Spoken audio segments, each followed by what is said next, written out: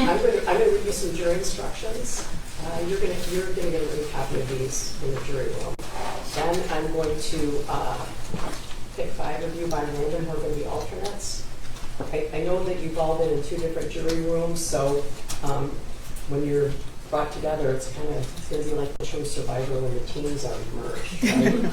The tribes are merged, right? So I know you've been in 2 different jury rooms, but we'll be putting keeping the 5 alternates still sequestered in Judge Anderson's jury room, and the 12 will be in my jury room. That's why I asked you to bring your personal belongings when you came in here, right?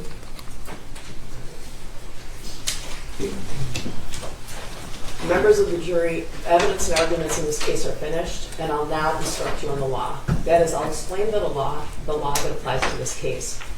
Remember that you have taken an oath to return a true and just verdict based only on the evidence and my instructions on the law. You must not let sympathy, bias, or prejudice influence your decision. You must avoid reaching conclusions that may have been unintentionally influenced by stereotypes. You must reach your own conclusions about this case individually, but you should do so only after listening to and considering the opinions of the other jurors who may have different backgrounds and perspectives from yours. As jurors, you must decide what the facts of this case are. This is your job and nobody else's. You must think about all the evidence and then decide what each piece of evidence means and how important you think it is. This includes whether you believe what each of the witnesses said. What you decide about any fact in this case is final. It's my duty to instruct you on the law. You must take the law as I give it to you. If a lawyer says something different about the law, follow what I say.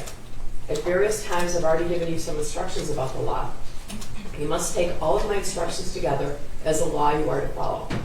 You should not pay attention to some instructions and ignore others. To sum up, it's your job to decide what the facts of the case are, to apply the law as I give it to you, and in that way to decide the case. A person accused of a crime is presumed to be innocent. This means you must start with the presumption that the defendant is innocent. This presumption continues throughout the trial and entitles the defendant to a verdict of not guilty unless you're satisfied beyond a reasonable doubt that she is guilty. Every crime is made up of parts called elements. The prosecutor must prove each element of the crime beyond a reasonable doubt. The defendant is not required to prove her innocence or to do anything. If you find that the prosecutor has not proven every element beyond a reasonable doubt, then you must find the defendant not guilty. A reasonable doubt is a fair, honest doubt growing out of the evidence or lack of evidence. It is not merely an imaginary or possible doubt, but a doubt based on reason and common sense. A reasonable doubt is just that, a doubt that's reasonable after a careful and considered examination of the facts and circumstances of this case. When you discuss the case and decide on your verdict, you may only consider the evidence that has been properly admitted in this case. Therefore, it's important for you to understand what is evidence and what is not evidence. Evidence includes only the sworn testimony of the witnesses, the exhibits admitted into evidence, and anything else I told you to consider as evidence. Many things are not evidence, and you must be careful not to consider them as such. I'll now describe some of the things that are not evidence. The fact that the defendant is charged with a crime and is on trial is not evidence. Likewise, the fact that she is charged with more than one crime is not evidence. The lawyer's statements and arguments and any commentary are not evidence. They're only meant to help you understand the evidence and each side's legal theories. You should only accept things the lawyers say that are supported by the evidence or by your own common sense and general knowledge. The lawyer's questions to the witnesses, my questions to the witnesses, are also not evidence. You should consider these questions only as they give meaning to the witnesses' answers. My comments, rulings, questions, and instructions are also not evidence. It's my duty to see that the trial is conducted according to the law and tell you the law that applies to this case. However, when I make a comment or give an instruction, I'm not trying to influence your vote or express a personal opinion about the case. If you believe that I have an opinion about how you should decide this case, you must pay no attention to that opinion. You are the only judges of the facts, and you should decide this case from the evidence. At times during the trial, I've excluded evidence that was offered or stricken testimony that was heard. Do not consider those things in deciding the case. Make your decision only on the evidence that I let in and nothing else. Your decision should be based on all of the evidence, regardless of which party produced it. You should use your own common sense and general knowledge in weighing and judging the evidence, but you should not use any personal knowledge you may have about a place, person, or event. To repeat once more, you must decide this case based only on the evidence admitted during this trial. As I said before, it's your job to decide what the facts of this case are. You must decide which witnesses you believe and how important you think their testimony is. You do not have to accept or reject everything a witness said. You're free to believe all, none, or part of any person's testimony. In deciding which testimony you believe, you should rely on your own common sense and everyday experience. However, in deciding whether you believe a person's testimony, you must set aside any bias or prejudice you may have based on a witness's disability, race, national origin or ethnicity, gender or gender identity or sexual orientation, or religion, age, or socioeconomic status. Again, take the time you need to test what might be automatic or instinctive judgments and to reflect carefully about the evidence. There's no fixed set of rules for judging whether you believe a witness, but it may help you to think about these questions. Was the witness able to see or hear clearly? How long was the witness watching or listening? Was anything else going on that might have distracted the witness? Did the witness seem to have a good memory? How did the witness look and act while testifying? Did the witness seem to be making an honest effort to tell the truth, or did the witness seem to evade the questions or argue with the lawyers? Does the witness's age or maturity affect how you judge his or her testimony? Does the witness have any bias, prejudice, or personal interest in how the case is decided? Have there been any promises, threats, suggestions, or other influences that affected how the witness testified? In general, does the witness have any special reason to tell the truth or any special reason to lie? All in all, how reasonable does a witness's testimony seem when you think about all of the other evidence in the case? Sometimes the testimony of different witnesses will not agree, and you must decide which testimony you accept. You should think about whether the disagreement involves something important or not, and whether you think someone is lying or is simply mistaken. People see and hear things differently, and witnesses may testify honestly but simply be wrong about what they thought they saw or remembered. It's also a good idea to think about which testimony agrees best with the other evidence in the case. However, you may conclude that a witness deliberately lied about something that is important to how you decide this case. If so, you may choose not to accept anything that witness said. On the other hand, if you think the witness lied about some things but told the truth about others, you may simply accept the part you think is true and ignore the rest. James Robert Crumbley and Jennifer Lynn Crumbley are both on trial in separate cases. The fact that they are both charged is not evidence that either one is guilty. You should only consider the evidence presented in this case. Each defendant is entitled to have his or her case decided on the evidence and the law that applies to him or her. The prosecutor must prove beyond a reasonable doubt that the crimes occurred on or about November 30th, 2021 within Oakland County. The prosecution has introduced evidence of a statement that claims the defendant made. Before you may consider such an out-of-court statement against the defendant, you must first find that the defendant actually made the statement as given to you. If you find the defendant did make the statement, you may give the statement whatever weight you think it deserves. In deciding this, you should think about how and when the statement was made, and about all the other evidence in the case. You may consider the statement in deciding the facts of the case and in deciding if you believe the defendant's testimony in court. Facts can be proved by direct evidence from a witness or an exhibit. Direct evidence is evidence about what we actually see or hear. For example, if you look outside and see rain falling, that's direct evidence that it's raining. Facts can also be proved by indirect or circumstantial evidence. Circumstantial evidence is evidence that normally or reasonably leads to other facts. So, for example, if you see a person come in from outside wearing a raincoat covered with small drops of water, that would be circumstantial evidence that it's raining. You may consider circumstantial evidence. Circumstantial evidence by itself or a combination of circumstantial evidence and direct evidence can be used to prove the elements of a crime. In other words, you should consider all the evidence that you believe. There has been some evidence that the defendant ran away and tried to hide after she was accused of the crimes. This evidence does not prove guilt. A person may run or hide for innocent reasons, such as panic, mistake, or fear. However, a person may also run or hide because of a consciousness of guilt. You must decide whether the evidence is true, and if true, whether it shows that the defendant had a guilty state of mind.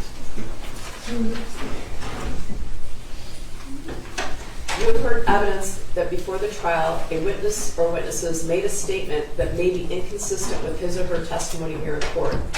You may consider an inconsistent statement made before the trial only to help you decide how believable the witness or witness's testimony was when testifying here in court. If the earlier statement was made under oath, then you may also consider the earlier statement as evidence of the truth of whatever the witness and or witnesses said in the earlier statement when determining the facts of this case. When the lawyers agree on a statement of facts, these are called stipulated facts. You may regard such stipulated facts as true, but you're not required to do so. You should not decide this case based on which side presented more witnesses. Instead, you should think about what each witness, about each witness and each piece of evidence and whether you believe them. Then you should decide the case. Then you must decide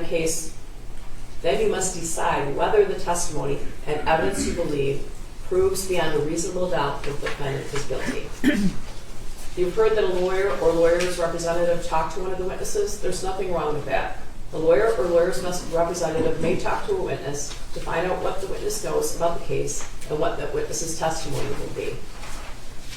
You've heard testimony from witness Detective Edward Wagrowski, who has given you his opinion as an expert in the field of forensic cell phone analysis. Experts are allowed to give opinions in court about matters they are experts on. However, you do not have to believe an expert's opinion.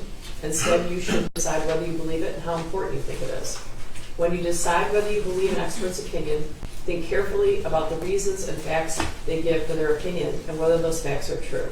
You should also think about the expert's qualifications and whether their opinion makes sense when you think about the other evidence in the case. You've heard testimony from witnesses who are police officers. That testimony is to be judged by the same standards used to evaluate the testimony of any other witness. In count 1, the defendant is charged with the crime of involuntary manslaughter. To prove this charge, the prosecutor must prove each of the following elements beyond a reasonable doubt. First, that the defendant caused the death of Madison Baldwin. That is, that Madison Baldwin died as a result of storing a firearm and its ammunition so as to allow access to the firearm and ammunition by her minor child. Second, in doing that act caused Madison Baldwin's death, the defendant acted in a grossly negligent manner. In count 2, the defendant is charged with the crime of involuntary manslaughter. To prove this charge, the prosecutor must prove each of the following elements beyond a reasonable doubt.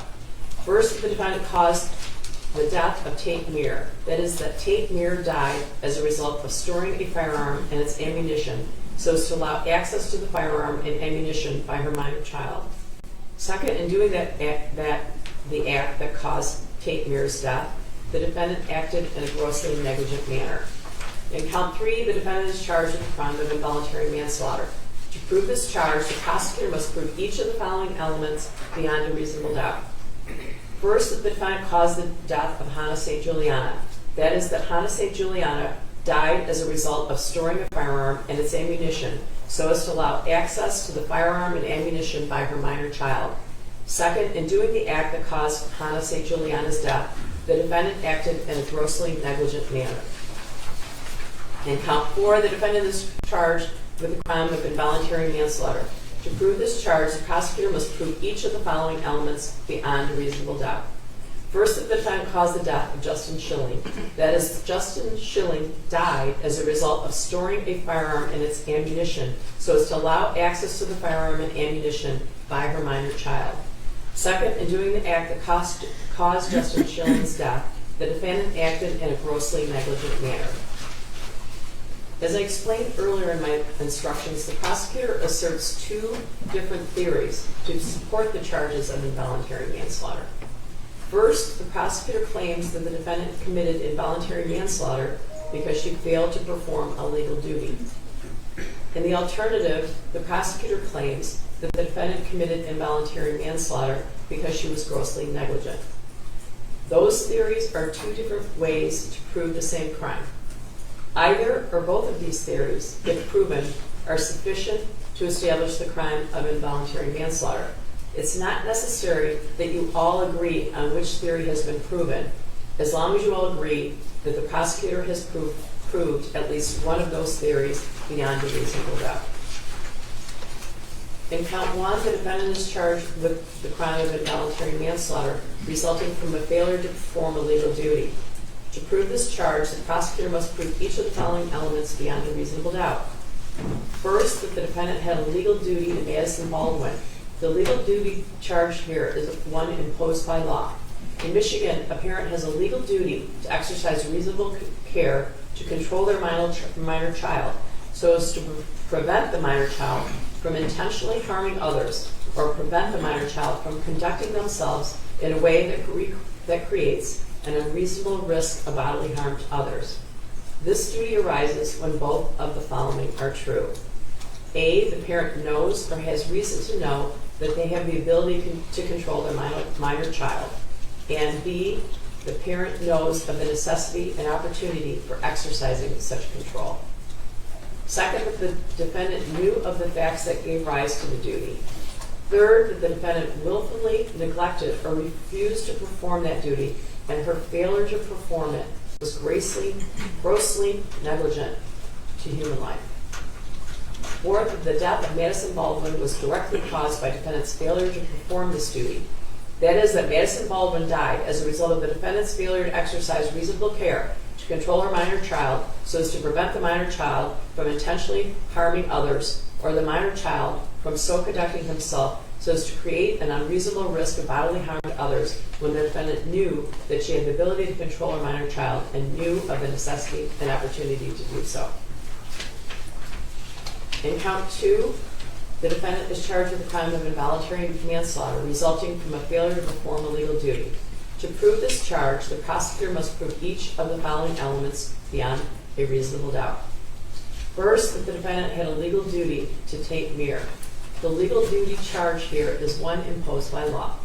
In Michigan, a parent has a legal duty to exercise reasonable care to control their minor child so as to prevent the minor child from intentionally harming others, or prevent the minor child from conducting themselves in a way that creates an unreasonable risk of bodily harm to others. This duty arises when both of the following are true. A, the parent knows or has reason to know that they have the ability to control their minor child. And B, the parent knows of the necessity and opportunity for exercising such control. Second, that the defendant knew of the facts that gave rise to the duty.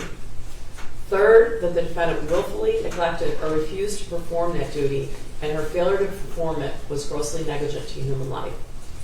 Fourth, the death of Tate Mir was directly caused by defendant's failure to perform this duty. That is, that Tate Mir died as a result of defendant's failure to exercise reasonable care to control her minor child so as to prevent the minor child from intentionally harming others, or the minor child from so conducting himself so as to create an unreasonable risk of bodily harm to others, when the defendant knew that she had the ability to control her minor child and knew of the necessity and opportunity to do so.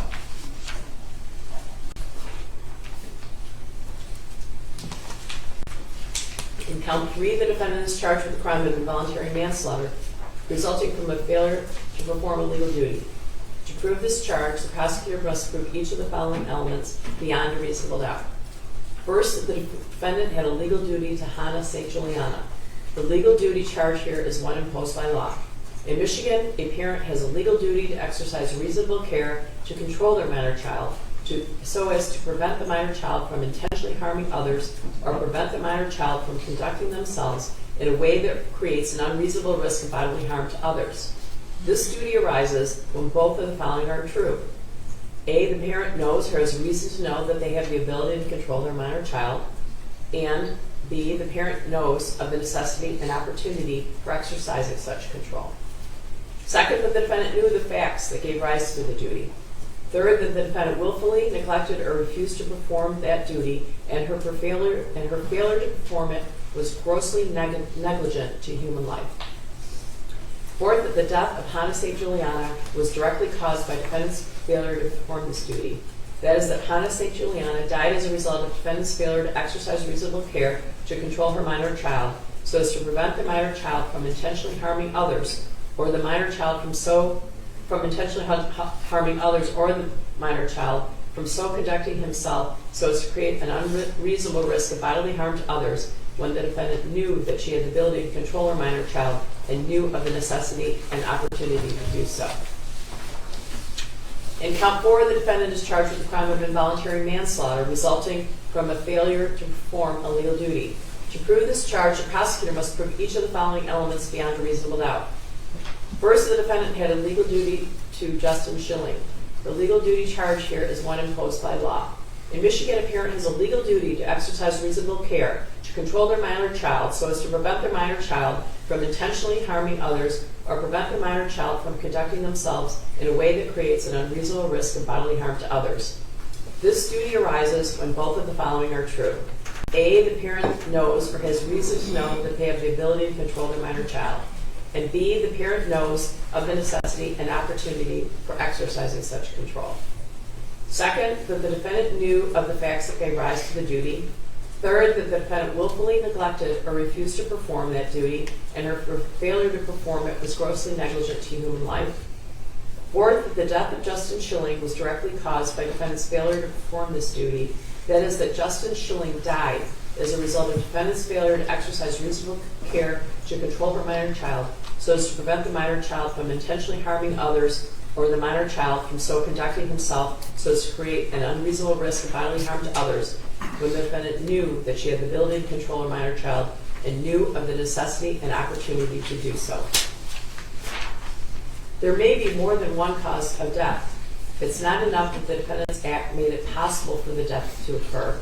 In order to find the deaths of Madison Baldwin, Tate Meir, Anna St. Juliana, and Justin Schilling were caused by the defendant, we must find beyond a reasonable doubt that the deaths were the natural or necessary result of the defendant's act. You heard the evidence that the defendant's son shot Madison Baldwin, Tate Meir, Hannah St. Juliana, and Justin Schilling.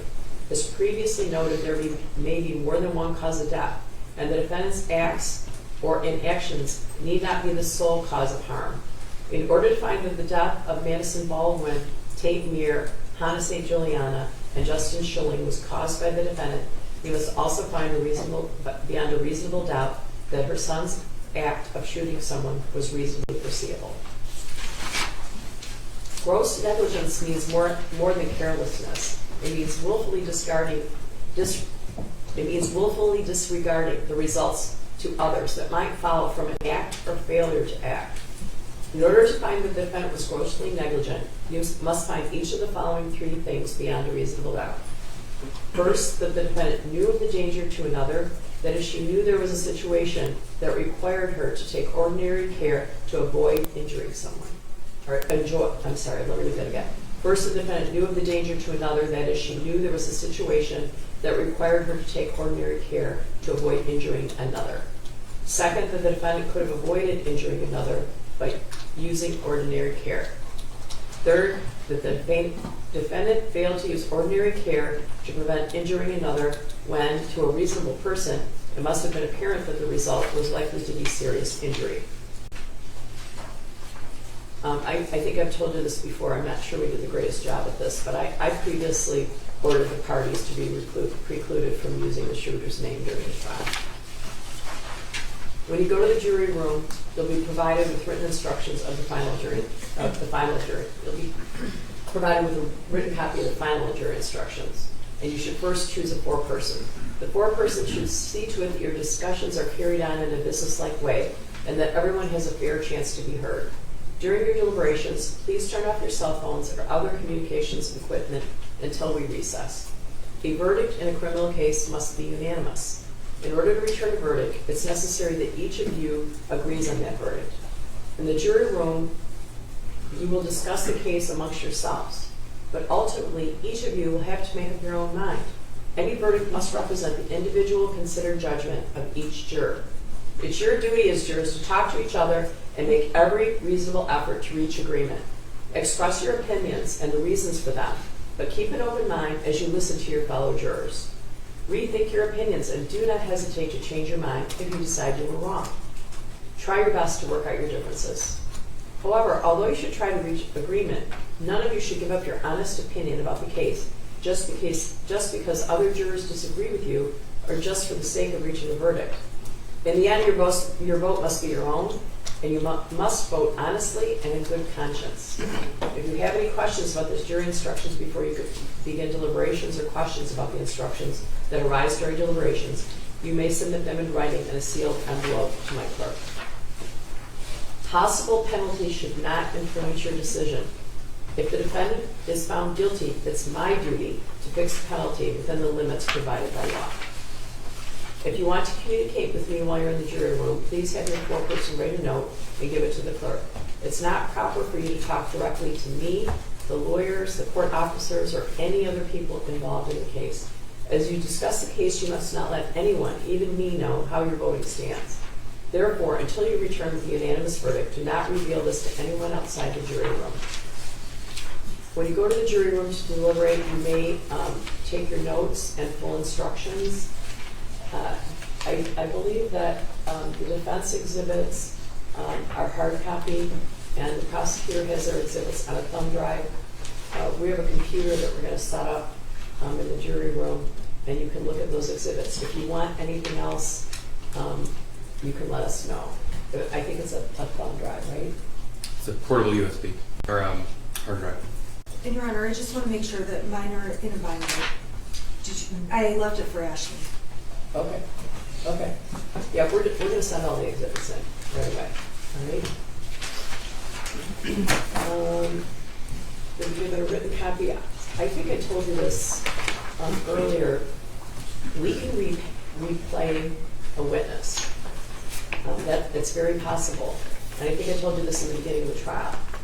You can't, however, fast forward to the spot where you have a question and I'll yell, aha. You have to hear the whole witness, direct, cross, redirect. It's the only way that's fair to both sides, but it is possible to replay testimony. All right? The defendant is charged with 4 counts of involuntary manslaughter. These are separate counts, and the prosecutor is charging that the defendant committed all of them. You must consider each count separately in all of the evidence in the case. You may find the defendant guilty of all or any one of these counts or not guilty. I have a verdict form here. It's like a flow chart. There's questions. Number 1, involuntary manslaughter as to Madison Baldwin. You can check not guilty or guilty of involuntary manslaughter as to Madison Baldwin. Count 2, involuntary manslaughter as to Tate Muir. Not guilty, guilty of involuntary manslaughter as to Tate Muir. Count 3, involuntary manslaughter as to Hannah St. Juliana. You can find the defendant not guilty or guilty of involuntary manslaughter as to Hannah St. Juliana. Count 4, involuntary manslaughter as to Justin Schilling. You may find the defendant not guilty or guilty of involuntary manslaughter as to Justin Schilling. So I'm amazed that we maintained 5 alternates. It's a credit to how great you were at being here in time and following the instructions, and we're so appreciative. So we're going to choose 5 alternates, but I'm still going to sequester you. All right. I'm gonna have you kind of cooling your heels and being bored in Judge Anderson's jury room. If deliberations went beyond today, I might consult the lawyers about dismissing some or all of you. I think you can imagine that this has been a very emotional and stressful event for both parties, the prosecutor, the defense, and the families, and it's been a lot for the courthouse too. So you all look really healthy. Life happens. So I am going to sequester 5 of you. When I pick your names, my clerk is going to take you to Judge Anderson's jury room.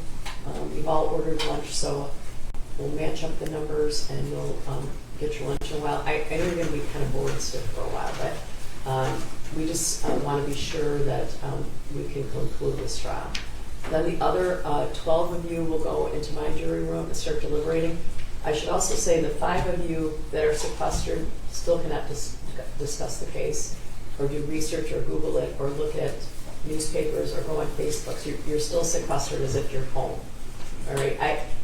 Sometimes I would, I thought about sending you home, but I'm gonna keep you for a little while. But you're still sequestered. Can't look at any media or talk to anyone about the case, and can't discuss the case amongst you five. The 12 of you can start deliberating momentarily. I'm going to consult with the lawyers to make sure that there aren't any errors in the jury instructions. Bring in the exhibits, and then you can start deliberating. It's important that you only deliberate when you're all there.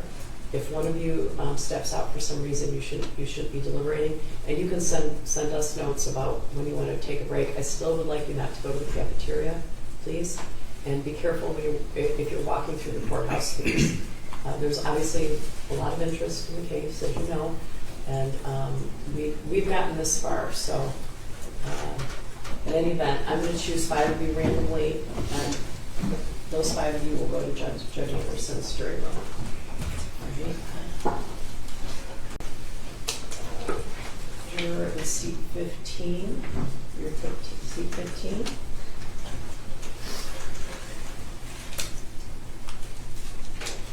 Juror in seat 17.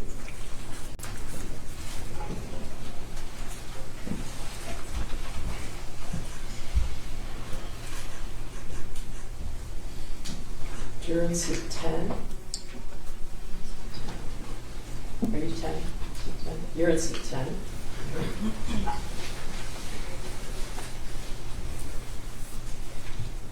Juror in seat 4. In seat 4.